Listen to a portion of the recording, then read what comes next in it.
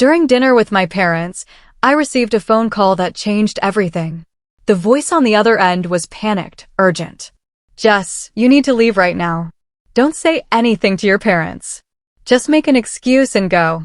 I should have listened immediately, but I hesitated. And that hesitation led me to discover something so twisted about my own family that I still struggle to believe it really happened. I'm Jessica, and this is the story of how I found out my parents were planning to drug me and steal my life savings. What makes it worse? My own brother was in on it. Let me start at the beginning. It was a Thursday evening in October, and I was sitting at my childhood dinner table for the first time in 6 months. The house smelled like cumin and garlic. Mom was making her famous enchiladas, my absolute favorite meal growing up. My dad was actually asking about my work, seeming genuinely interested. My younger brother Danny had put his phone away and was engaging in real conversation for once in his life. Everything felt normal. Almost too normal. You have to understand, this was not typical for my family. For the past 4 years, every interaction we'd had revolved around money. Specifically, the $1,800 I sent them every single month. But tonight was different. Tonight, they were treating me like a daughter, not an ATM. My mom had made tres leches cake, another childhood favorite. My dad was telling stories about work that actually made me laugh.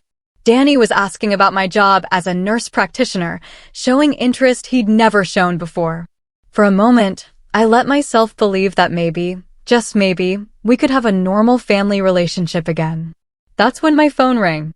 I glanced at the screen. Alex Thompson, my coworker from the hospital. I almost declined it. I was finally having a nice time with my family. But Alex wouldn't call during dinner unless it was important. Sorry, this might be work, I said, stepping into the hallway. Jess, you need to leave right now. Alex's voice was tight with urgency. Don't say anything to your parents. Just make an excuse and go. My blood ran cold. Alex, what are you talking about? I can't explain over the phone. Just trust me. Get out of there. I looked back toward the dining room where my family was waiting, their faces lit by the warm glow of the chandelier my mom had saved up for months to buy. Alex, I don't understand. Maria heard them planning something. Something bad. Please, Jess. Just leave. Maria. Alex's wife who cleaned houses around town. Including my parents' house. Planning what? I whispered. I can't say over the phone. But Maria was scared enough to call me at work.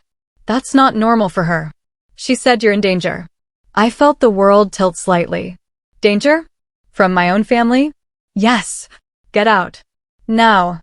Before I continue with this story, if you're finding it as shocking as I did when I lived through it, please hit that like button and subscribe to the channel. Stories like this need to be heard, and your support helps me share them. Now, back to what happened next. I stood in that hallway for what felt like an eternity, but was probably only 30 seconds.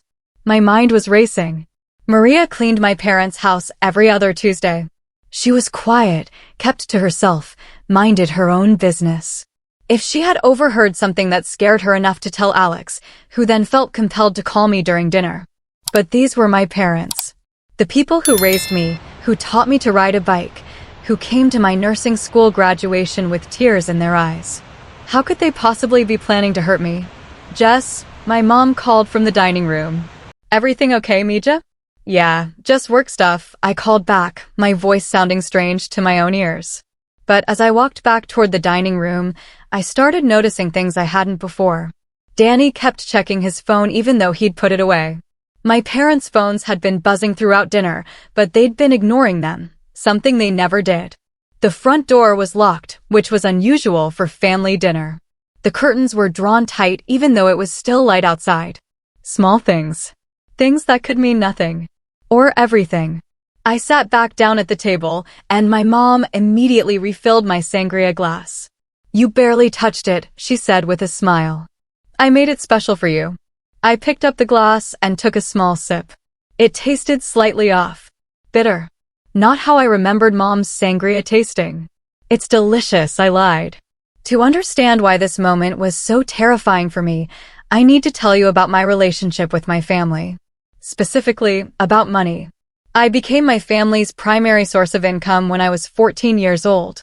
Not by choice. Never by choice. It started small. When I was 10, any birthday money or Christmas cash I received would mysteriously disappear into emergency family expenses. My parents would promise to pay me back, but they never did. By the time I was 14, I had my first real job at a local pharmacy. I was excited to start saving for college, maybe buy some new clothes that weren't hand-me-downs.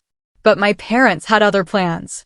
Family takes care of family, my dad explained as he took my entire first paycheck. We're going through a rough patch right now. This money will help keep the lights on. The rough patch lasted for years. Every penny I earned went straight to my parents. I told myself it was temporary. That once their situation improved, I'd be able to keep my own money. But their situation never improved. Instead, their expectations grew. I remember being 15 and wanting to go to homecoming. Not because I had a date. I didn't, but because I wanted to feel normal for one night. I had saved up $200 from tips at the pharmacy, enough for a dress and shoes from the discount store. When I told my parents about homecoming, my mother's face lit up. That sounds wonderful, Mija. Your first dance. But when I mentioned the dress money, everything changed. $200, my father said, his voice sharp. Do you know what we could do with $200? That could pay the electricity bill. But Dad, it's homecoming dash. It's one night, Jessica. One night of you playing dress up while your family struggles to keep the lights on. Is that really more important than helping us? I gave them the money. I didn't go to homecoming. I told my friends I was sick. That was the pattern for years.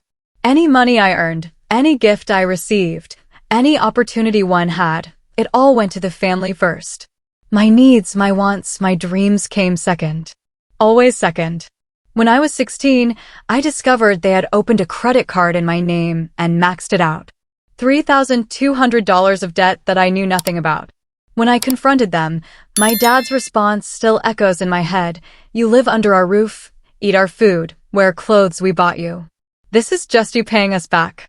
I was 16. I had been working to pay for my own clothes for 2 years. But the worst part wasn't the financial abuse. It was how they made me feel grateful for it. Look how responsible you are, my mother would say when I handed over my paycheck. Look how much you care about family. We're so proud to have raised such a generous daughter. Not everyone your age would be so mature, my father would add. Most teenagers are selfish. But you understand what family means. They made me believe that giving them everything was a virtue. That keeping money for myself would be selfish and ungrateful. That my financial sacrifice was proof of my love for them. I believed it for years. By the time I graduated high school, my credit was ruined. Getting student loans for nursing school became a nightmare. I had to work 3 jobs just to pay for tuition and living expenses while my parents promised they'd help me out once I graduated. They never did. Instead, the moment I got my first job as a nurse practitioner making $85,000 a year, they calculated exactly how much I could afford to give them. That calculation apparently didn't include my own living expenses. For the past 4 years, I've been sending them $1,800 every month. That left me with barely enough to cover my rent on a tiny studio apartment, payments on my 10-year-old Honda, and generic groceries from the dollar store. I shopped at thrift stores for scrubs. I ate canned soup for dinner most nights. I hadn't bought new shoes in 2 years. Meanwhile, my parents bought new furniture. They ordered DoorDash 3 times a week. They had premium cable packages and the latest smartphones. My brother Danny, who worked part-time at GameStop and still lived at home, had a gaming setup worth more than my monthly salary. But whenever I suggested maybe reducing the amount I sent them, the emotional manipulation would begin. After everything we sacrificed for you. Family doesn't abandon family. You're making good money now, why are you being so selfish? The guilt was overwhelming. I genuinely believed I was being selfish for wanting to keep more of my own paycheck. I believed I owed them everything because they had raised me. Until last month, when everything changed. I was working a 12-hour shift in the ICU when I collapsed. Not dramatically, I just quietly slid down the wall in a supply closet and couldn't get back up. My coworker found me there 20 minutes later, eating saltine crackers from the patient pantry with tears streaming down my face. "Jess, when was the last time you ate a real meal?" she asked. I couldn't remember. I had been living on crackers, instant oatmeal, and whatever free snacks were available at work. I told myself it was temporary. I told myself I was fine. I wasn't fine. The medical evaluation showed vitamin deficiency, stress-related symptoms, and significant weight loss. The doctor who examined me used words like malnourished and chronic stress. She asked about my living situation, my financial stress, my support system. "Do you have family who could help you?" she asked. I almost laughed. My family was the reason I was sitting in that examination room, weak and malnourished despite having a good job and working overtime constantly. "It's complicated," I said. "Ms. Martinez," the doctor said gently, "you're exhibiting signs of severe chronic stress. Your body is showing the physical effects of prolonged malnutrition. This isn't sustainable. You need to make some changes, or your health is going to deteriorate further." I was literally starving myself to fund my family's comfortable lifestyle. That night, I looked at my bank account. After sending my parents their monthly $1,800, I had $247 left for the entire month. My rent was $950. My car payment was $180. My student loan minimum was $420. The math didn't work. It had never worked. I had been covering the difference by skipping meals, avoiding doctor visits, and running up credit card debt. I realized I was going to die if I kept this up. Not dramatically, not suddenly, but slowly, quietly, from the stress and malnutrition of trying to support 4 adults on one salary while living like I was homeless. So I made a decision that felt like betraying everything I'd been taught about family loyalty. I called my parents and told them I needed to reduce my monthly support to $1,200. The explosion was immediate. "You're making $85,000 a year and you're crying about giving us scraps," my father screamed into the phone. My mother's tears came next. "I guess money is more important than your own mother." I should have known this day would come. Danny got on the phone too. "You've always thought you were better than us. Now that you have some fancy job, you think you can just abandon the people who raised you. But here's what really hurt. They never asked why I needed to reduce the payments. They never asked if I was okay, if I was struggling, if something had happened. Their first and only concern was how my financial crisis would affect them."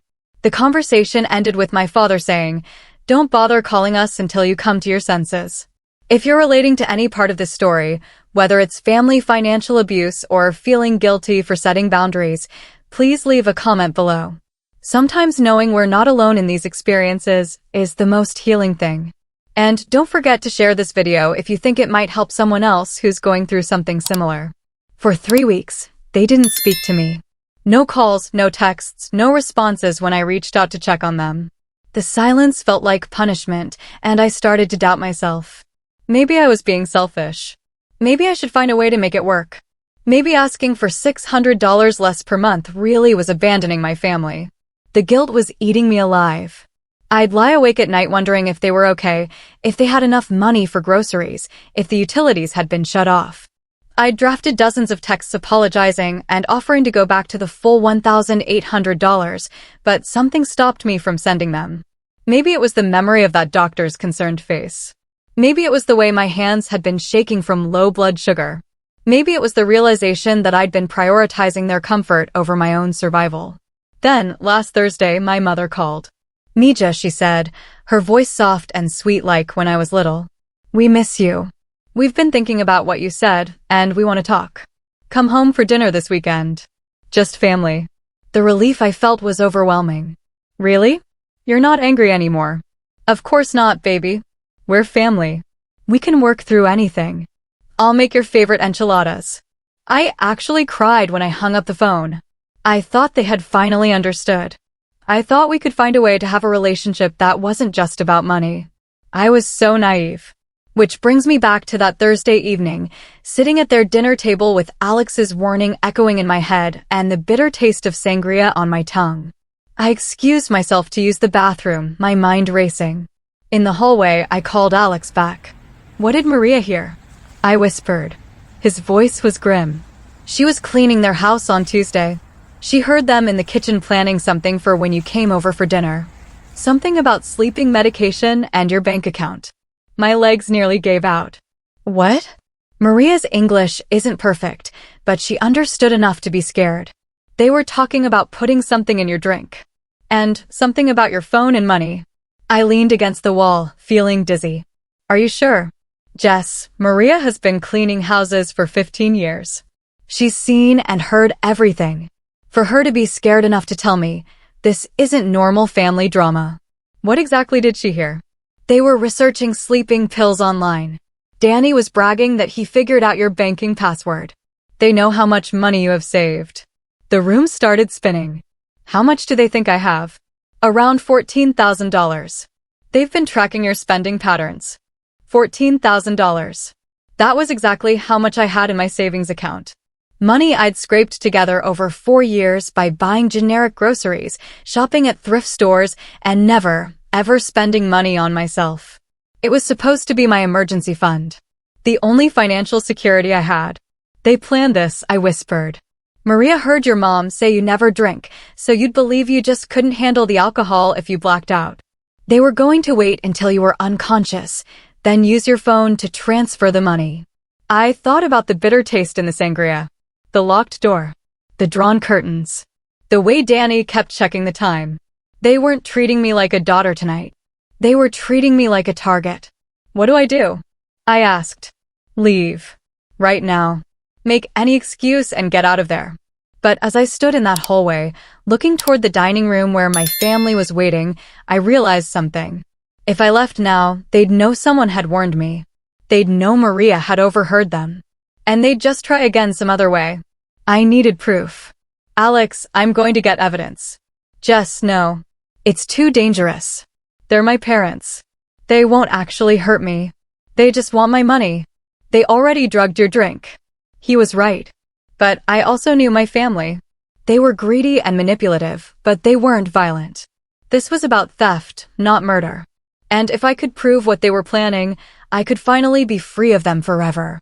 I'll be careful, I told Alex. But I need proof of what they're planning to do. I hung up and activated the voice recording app on my phone.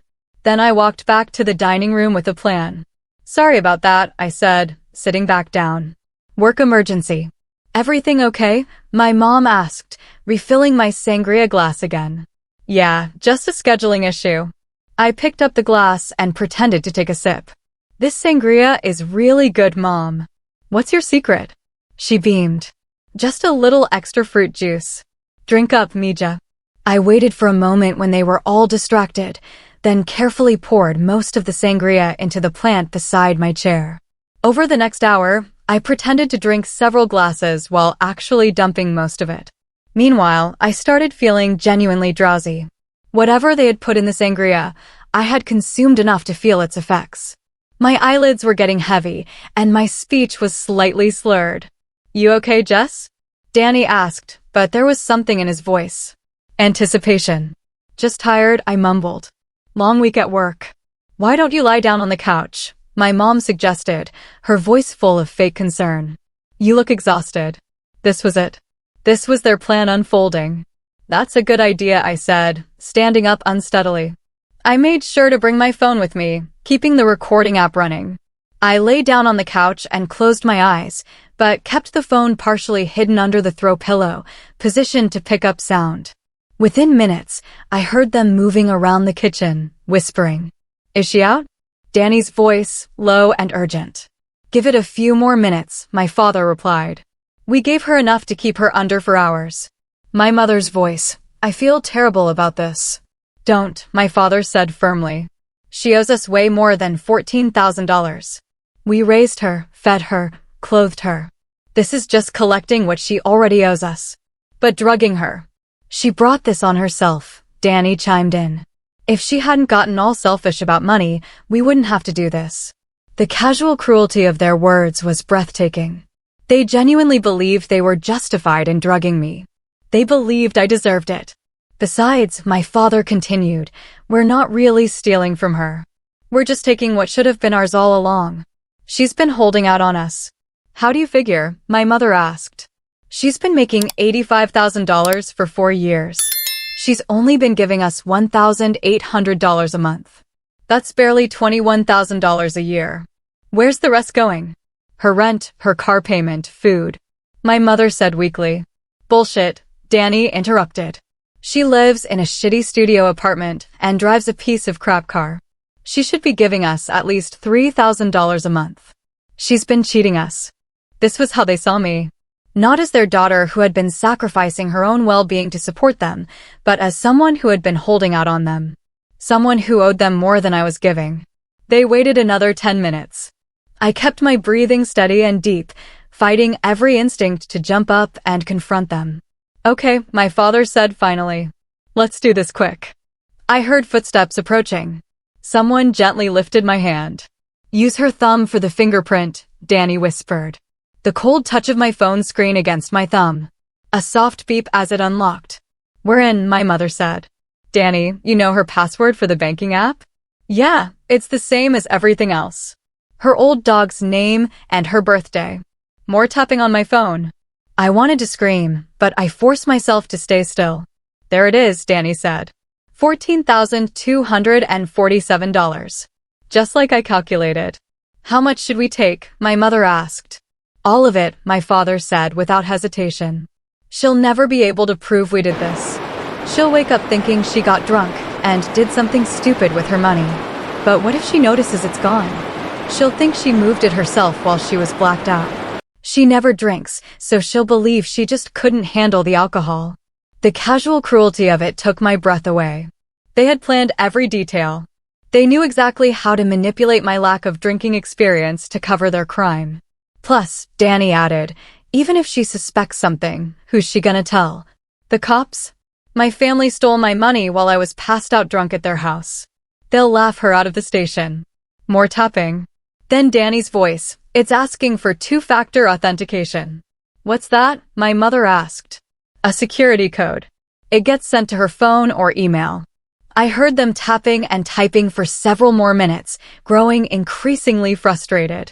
Everything's locked down, Danny said. She must have changed her security settings. Actually, I had upgraded my banking security after a training at work about financial fraud. One of the few smart decisions I'd made in my adult life. Forget the bank app, my father said. Can we get into her Venmo or PayPal? More tapping. More frustration. Same thing, Danny reported. Everything wants verification codes. What about her credit cards? My mother suggested. Already maxed out, Danny said. I checked her credit report last month. She's got about $8,000 in credit card debt. They had been monitoring my credit report. The violation felt almost as bad as the attempted theft. Just put the phone back, my mother said. We'll have to try something else. No, my father said, his voice hard. We've come this far. There has to be another way. Maybe we can guess her email password? Danny suggested. They spent another 20 minutes trying to access various accounts on my phone while I lay there, recording every word. They discussed my childhood pets, important dates, anything that might be a password. They talked about me like I was a puzzle to be solved, not a person they loved. What about transferring money from her savings to checking, then writing a check? My mother suggested. The savings account has the same security, Danny said. Everything's locked down tight. Damn it, my father muttered. She's gotten smarter about this stuff. Maybe we should just take cash from her purse, my mother said. She never carries more than like $20, Danny replied. I've checked before. Of course he had. They had been planning ways to access my money for who knows how long. Finally, my mother said, we need to put everything back. What if she wakes up? Fine, my father agreed reluctantly. But this isn't over. We'll figure out another way. Maybe we can get her to give us the money willingly, my mother suggested. Make up some emergency. We tried that, my father said. She's gotten selfish. Greedy. She thinks because she has some fancy job, she doesn't owe us anything anymore. We raised her, my mother added bitterly. We fed her, clothed her, put a roof over her head for 18 years. She owes us way more than $14,000. They placed my phone back beside the couch and retreated to the kitchen. I waited another 10 minutes, then slowly woke up. Oh, I mumbled, sitting up and rubbing my eyes. I must have dozed off. My mother rushed over, all concern and maternal warmth. You were really out, Mija. How do you feel? Groggy, I said honestly. I guess I can't handle alcohol like I used to. That's okay, she said, smoothing my hair. You've been working so hard. Your body needed the rest. The tenderness in her voice, the gentle way she touched my hair, it was the same way she used to comfort me when I was sick as a child. For a moment, I almost forgot what I had just witnessed. Almost. I should probably head home, I said, reaching for my phone. Are you sure you're okay to drive? My father asked. The concern in his voice sounded so genuine. If I hadn't heard him discussing drugging me 20 minutes earlier, I would have believed he actually cared about my safety. I'll be fine, I said. The nap helped. They walked me to the door, all hugs and drive safe and call when you get home. Normal family behavior. Loving behavior. It was all an act. I sat in my car for a full 5 minutes before I could start the engine. My hands were shaking so badly I could barely hold the keys. The people who raised me, who taught me right from wrong, who had attended my graduation with pride, they had just drugged me and attempted to steal my life savings. And they felt justified doing it. If this story is making you think about your own family relationships or financial boundaries, please hit that subscribe button.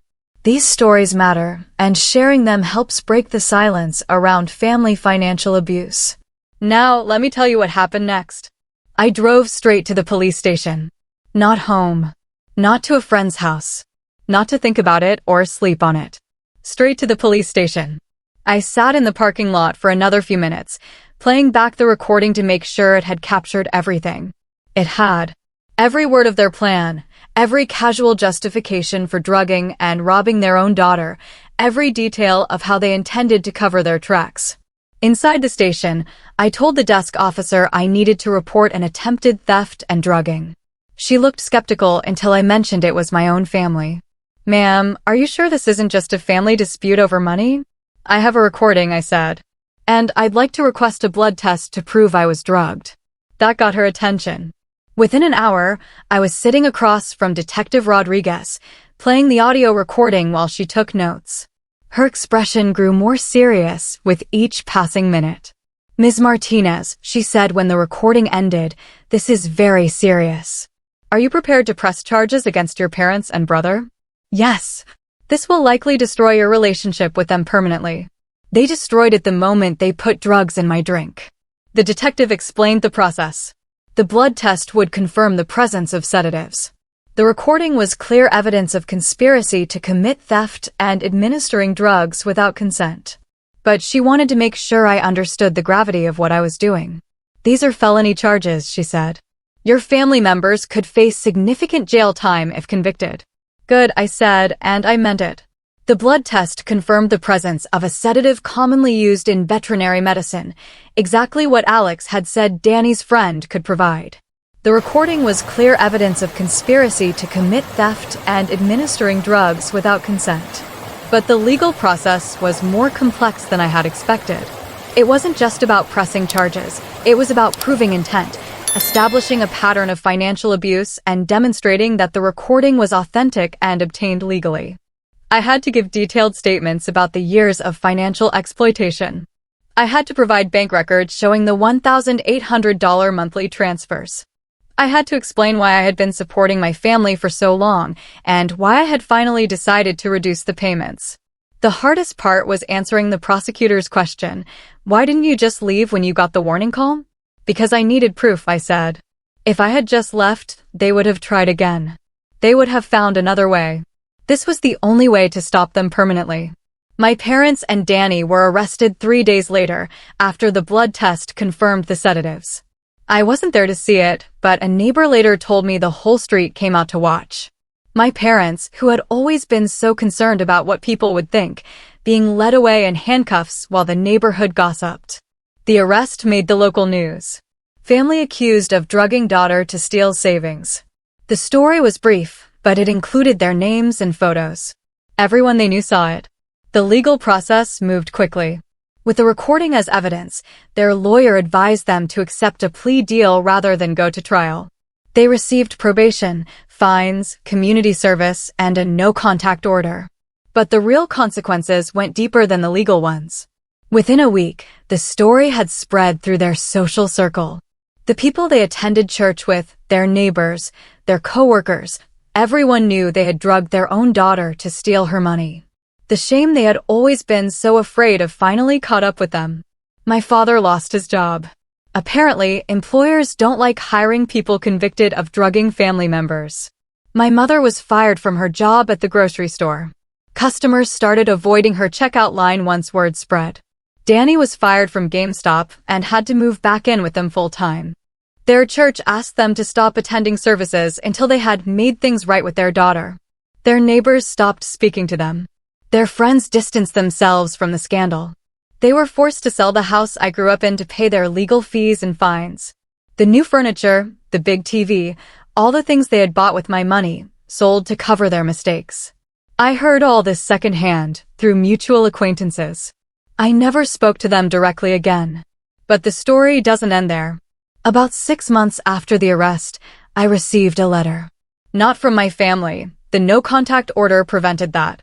But from my aunt, my father's sister, who lived across the country.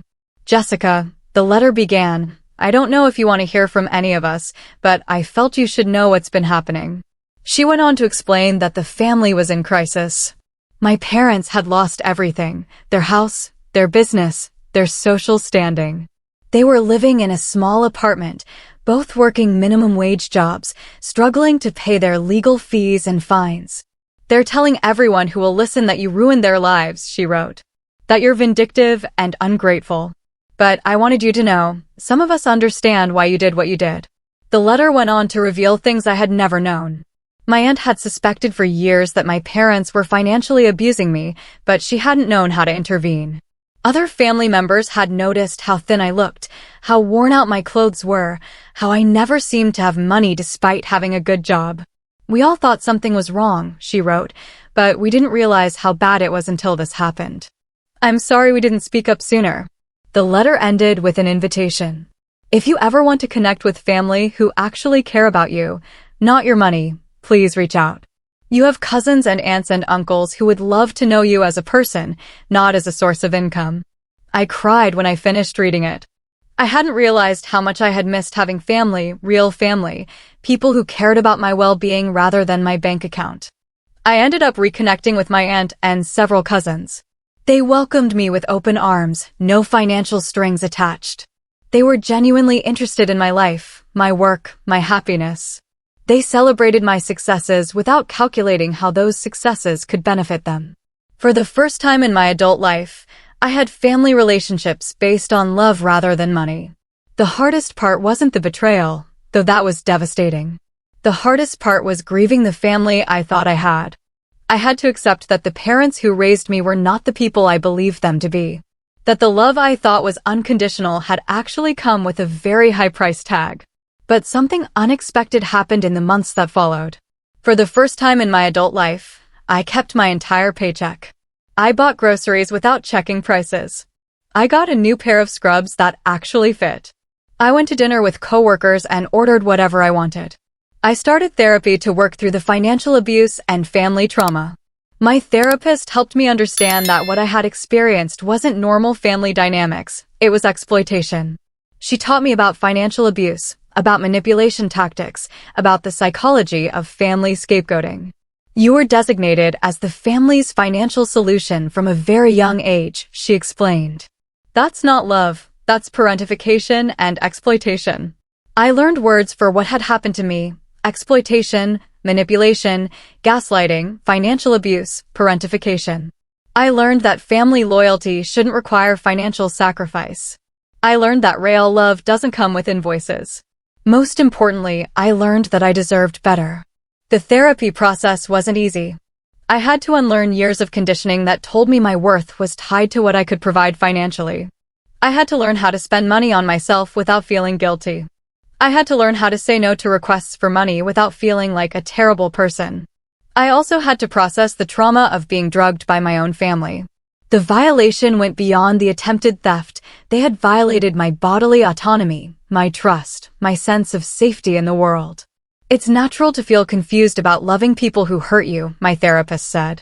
You can grieve the loss of the family you thought you had while also acknowledging that they caused you serious harm. 6 months later, I moved to a different city and took a job at a hospital 3 hours away. I wanted a fresh start, somewhere my family history couldn't follow me. The new job came with a significant pay raise, $95,000 instead of $85,000. For the first time in my adult life, that entire raise was mine to keep. I used it to get a better apartment, a reliable car, and to start building a real emergency fund. I'm still in touch with Alex and Maria. They probably saved my life that night, or at least saved me from financial ruin. Maria still feels guilty about betraying my family's trust, but I've told her repeatedly that she did the right thing. You have good family now, she tells me whenever I see her. Family who love you right. She's right. I do have good family now. I've started dating someone, a fellow nurse practitioner named Michael, who understands the demands of our job.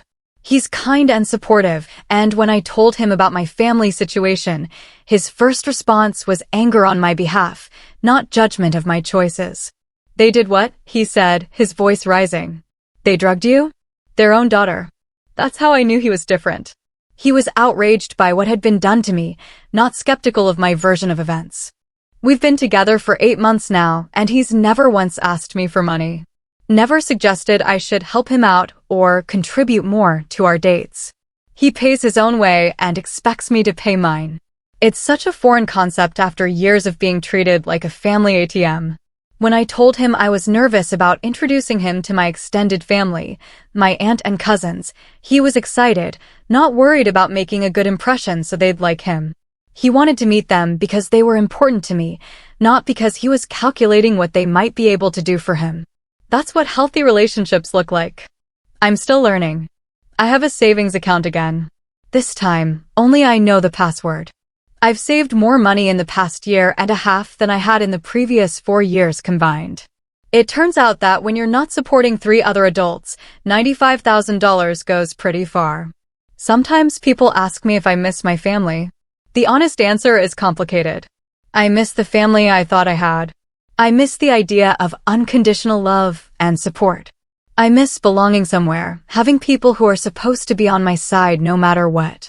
But I don't miss the constant financial stress. I don't miss being treated like an ATM. I don't miss the guilt and manipulation. I don't miss wondering if my own parents would rather see me suffer than lose access to my paycheck. I don't miss being afraid of my own family. Before I finish this story, I want to ask you something. If you've made it this far, you're clearly invested in stories about family relationships, boundaries, and standing up for yourself. Please subscribe to Revenge with Nick if you haven't already. Sharing these stories helps other people realize they're not alone in their struggles. And if this story resonated with you, please leave a comment below. Sometimes the most healing thing is knowing that other people understand what you've been through. The thing about family financial abuse is that it's invisible. When someone hits you, there are bruises.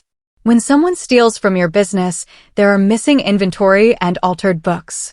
But when your own family systematically takes your money while calling it love, there's no obvious evidence. No one sees the missed meals, the worn-out clothes, the stress of trying to support multiple households on one income. People assume that if you're giving money to family, it must be voluntary. They assume there must be love and gratitude involved. They don't see the manipulation, the guilt trips, the way family loyalty gets weaponized to justify exploitation. I want other people who might be in similar situations to know, you are not responsible for your family's financial problems. You are not selfish for wanting to keep your own money. You are not obligated to set yourself on fire to keep other people warm, even if those people raised you. And if your family's love is conditional on your financial support, it was never really love at all. My parents taught me that family takes care of family. What they didn't teach me is that care should go both ways. That love shouldn't come with invoices.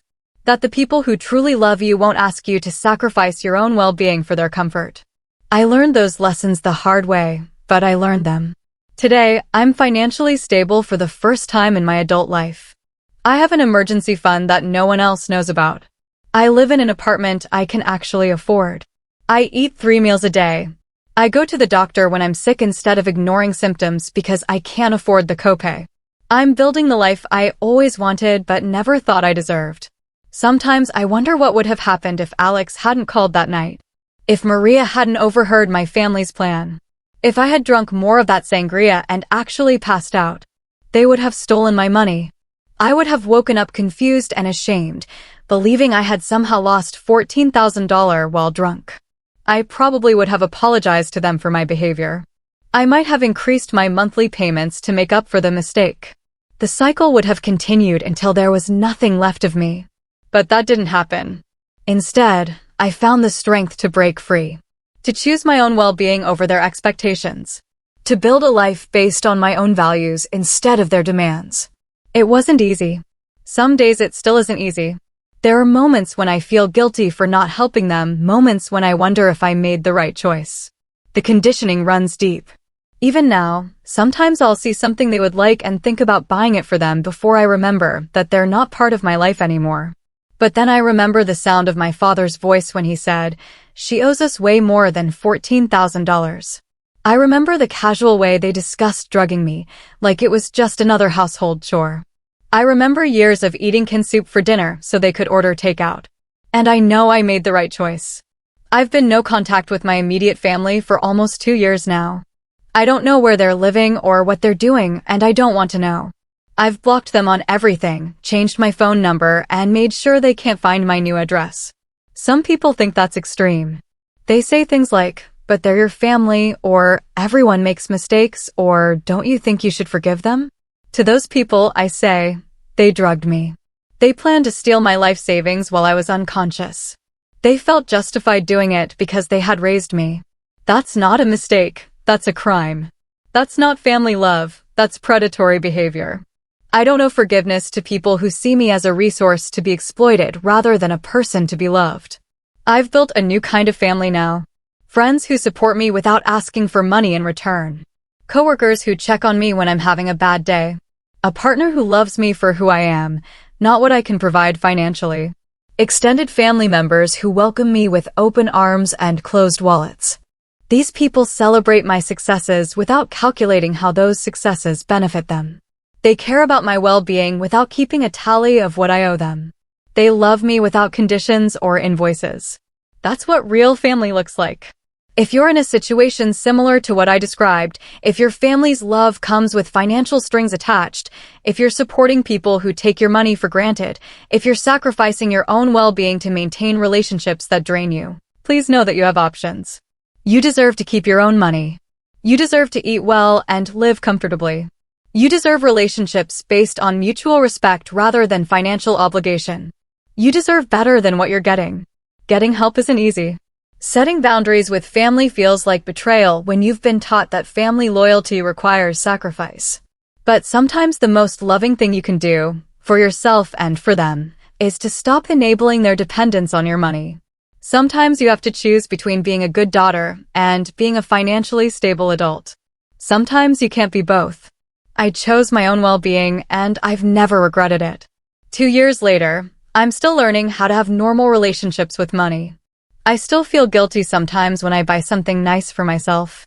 I still have moments of panic when I check my bank balance, expecting to see that someone has taken my money without permission.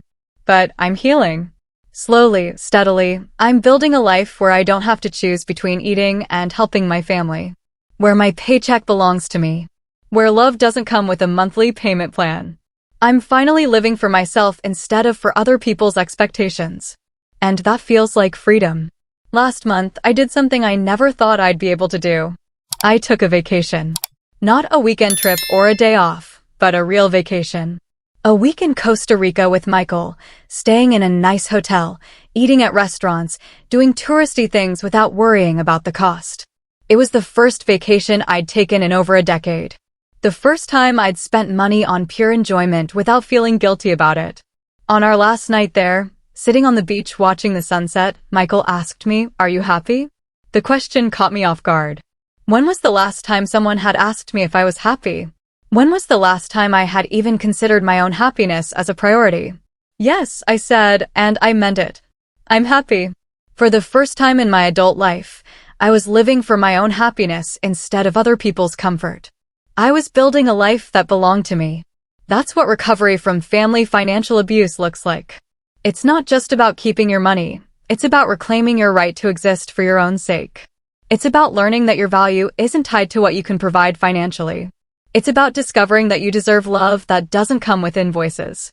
It's about choosing yourself, even when everything you've been taught tells you that's selfish. It's not selfish.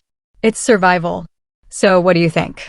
Did I do the right thing by turning in my own family? Was I justified in going no contact, or should I have tried to work things out? Let me know in the comments below. I read every single one, and I'm genuinely interested in your perspective on family boundaries and financial responsibility. And if this story has made you think about your own family relationships or financial boundaries, please share it with someone who might need to hear it. Sometimes the most powerful thing we can do is let other people know they're not alone in their struggles. Don't forget to subscribe to Revenge with Nick for more stories like this one. Your support means everything to me. Thank you for listening to my story.